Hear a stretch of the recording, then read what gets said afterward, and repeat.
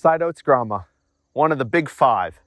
It is prevalent in prairies and very popular to be used as a soil holder because it is not only very drought tolerant, but the roots grow anywhere between 2 and 4 feet deep and spread 12 to 18 inches wide around the sideoats. So they hold the soil super well and they can handle extremely dry weather and still grow very well.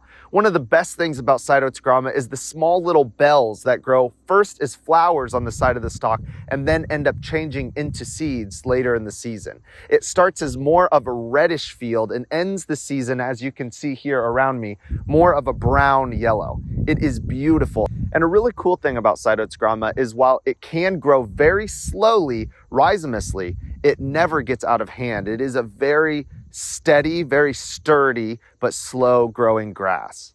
It is, of course, a warm season grass, and though it doesn't come up first thing in the season, it actually usually holds its form from the season before until the new starts growing up. So it keeps a layer down over the ground and creates almost like a mulch.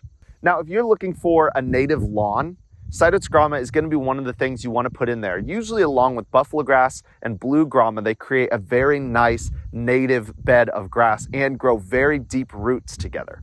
If you are wanting a little bit of backyard prairie, Sideoats Grama is perfect because it allows the flowers to come up around it and you get this beautiful pollinator that is not only pleasing to the eye, but very good for the ecosystem. So a Sideoats Grama dominant prairie is a really good thing in small quantities. In larger quantities, it does a great job of filling in the gaps where Indiangrass, Big Bluestem, and Switchgrass aren't filling in. It is a favorite as a grazer for buffalo, but when you want cattle, a lot of times they'll have less Sideoats Grama because you get more tonnage per plant on a Big Bluestem or an Indiangrass.